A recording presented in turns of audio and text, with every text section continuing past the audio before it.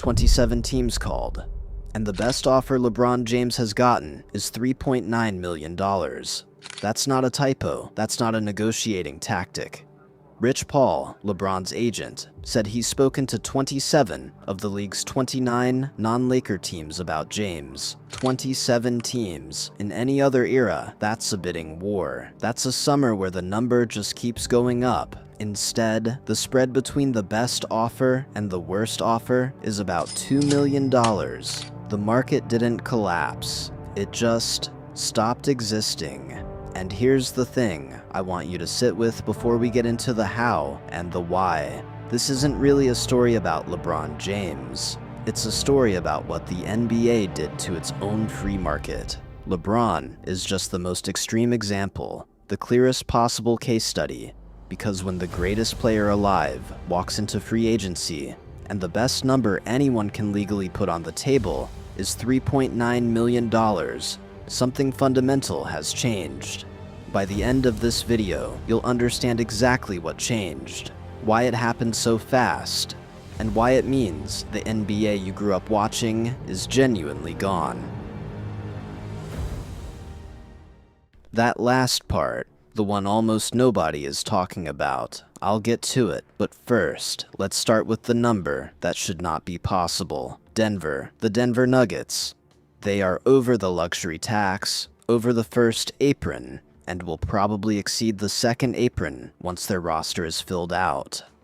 They have a league-high 5 open roster spots, and they could be facing a luxury tax penalty approaching $175 million once they re-sign restricted free agent Peyton Watson at around $20 million.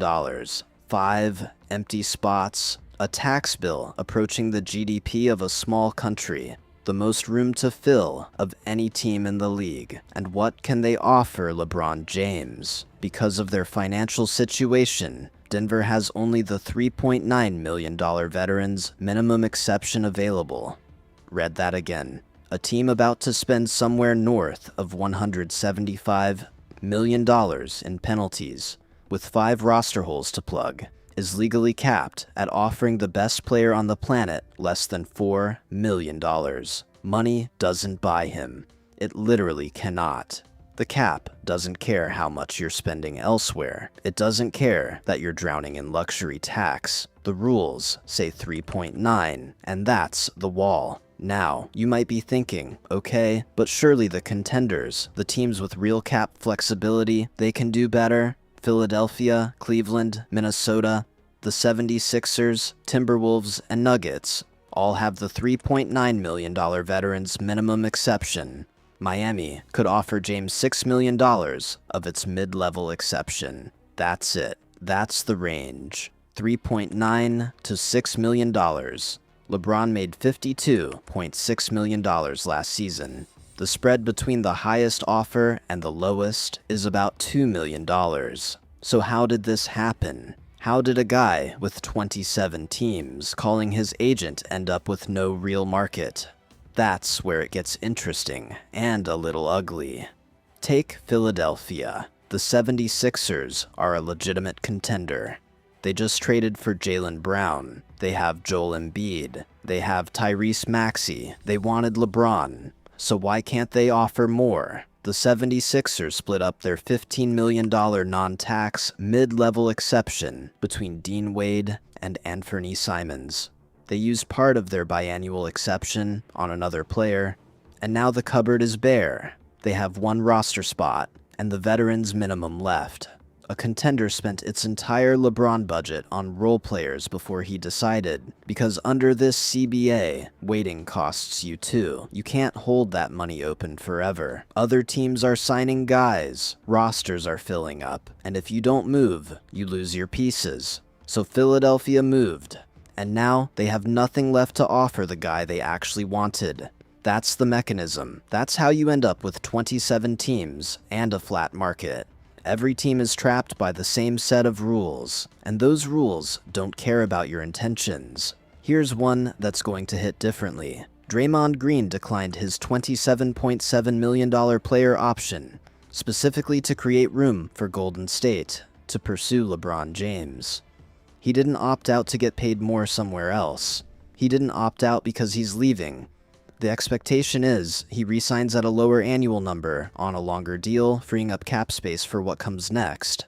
He gave up guaranteed money so his team could afford a teammate. Think about what that actually means. A guy walked away from $27 million, not to get richer, but to make room. That's the human cost of the new CBA in one decision. And even after all of that, even after Draymond Green sacrificed $27.7 million in guaranteed salary, barring trading Moses Moody's $12.5 million contract, Golden State still has only the $3.9 million veterans exception available. If Green signs in the $20 to $22 million range, the Warriors would then have the flexibility to offer LeBron around $6 million. $6 million after everything Draymond gave up. That's the ceiling. Now I promised you the mechanism. Here it is. There's a rule called the hard cap, and most people don't understand it because it doesn't work the way the luxury tax works. The luxury tax is a fine. You spend too much, you write a check, and you move on. Rich owners have been doing that for 30 years. It was never really a deterrent. The hard cap is different. The hard cap is a wall. Use more than a certain threshold of your signing exception, specifically more than $6.1 million. And you are hard capped at the first apron. You cannot go over it, not for any reason, not for any price. That's why Cleveland would have to dump a rotation player just to open the door to a real offer. The price of LeBron isn't his salary. It's the roster you have to dismantle first. And then there's the second apron. This is where it gets almost philosophical. The Knicks owner James Dolan said publicly that crossing the second apron would be suicidal. A billionaire, a guy who spent decades throwing money at problems, publicly saying there are things in this league you simply cannot do anymore. 30 years of luxury tax never produced that quote. This rule did it in 3 seasons. That's the midpoint of this story, and I want you to notice something. We haven't even gotten to the most important part yet. Because the money stuff, as wild as it is almost a distraction from what's actually happening here. If you've been watching LeBron's free agencies for the last 20 years, you know the pattern. Teams clear max cap space in the spring. They gut their rosters. They wait. LeBron holds the league hostage for weeks, sometimes months, and then he makes his choice, and the winning team builds around him. That's how it worked in 2010, in 2014, in 2018. He was always the starting point. The anchor, the guy you designed everything else around. This summer is the opposite. James's decision to leave the Lakers has put things in a holding pattern, but some teams are waiting on his decision before they fill out their rosters. But here's the key word: some, not all. Most teams filled their rosters anyway, because they had to, because the CBA punishes you for waiting. Philadelphia signed role players, Minnesota filled spots, teams built their rosters, and left one seat open, hoping LeBron would take it. Brian Windhorst has reported that James is eyeing a backseat role with his next team. For the first time in his career, LeBron is the final piece added to the puzzle, rather than the starting point. He's not the man you build around, he's the man you fit in, and that's a bigger shift than any salary number. Here's a detail that's been floating around in the background of this whole story, and it matters. As of last week, prediction markets had Cleveland as the heavy favorite, around 55%, with Miami a distant second at around 17%. And Brian Windhorst has been reporting that people around the league keep saying the same thing. They're afraid it's Cleveland. Not confident, not sure. Afraid. That word is doing a lot of work. It means nobody actually knows. It means even the insiders are reading tea leaves. It means LeBron, with almost no financial leverage, is still paralyzing a third of the NBA. Green's and Harden's own signings are on hold because LeBron's number determines what's left for theirs. He has no bidding war. He has no max contract. And he's still the most important decision in the league this summer. If you're finding this stuff fascinating, and honestly, how could you not, drop a comment right now with where you think he lands. Cleveland, Miami, Philly, Golden State, somewhere crazy. I read every single one. And if you want to understand the CBA stuff even deeper, there's a video right up here that breaks down exactly how the apron rules work, and why owners are terrified of them. Worth watching after this. Now, the last thing, and this one is quiet. This one doesn't have a dollar amount attached to it. While all of this was happening, while 27 teams were calling, while Draymond Green was giving up $27.7 million, while Cleveland and Miami were sending voice memos to Rich Paul, the Lakers made one move that didn't get nearly enough attention. They fully guaranteed Bronny James's contract, $2.3 million. Locked in, Bronny stays in Los Angeles.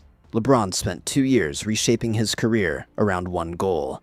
He restructured his legacy, took less money, stayed in a city partly because of it, all to play alongside his son. And now he's leaving, and his son is staying. Whatever team LeBron picks, whatever city he lands in for his 24th season, the last chapter of his career starts without the thing he spent 2 years building toward. That's not a cap quirk, that's just life. So here's where we land. LeBron didn't lose his market because he got old, or because teams don't want him, or because his game fell off. He averaged 20.9 points, 7.2 assists, and 6.1 rebounds per game last season in 60 starts. The market disappeared because the NBA built a system specifically designed to make it disappear. The apron rules flattened the bidding, the hard cap made roster building a zero-sum game, and the teams that wanted to pay him simply couldn't because they'd already spent the money on the players they needed to surround him with. LeBron didn't lose his market, the NBA abolished it, and he's still the most talked about free agent in the league. That tells you everything about how good he still is, and everything about how different this era of basketball actually is. Hit subscribe if you want to be here when he finally signs, because when it happens, we're going to break down exactly what it means for the team that gets him, and whether the math even works. That video is coming, don't miss it.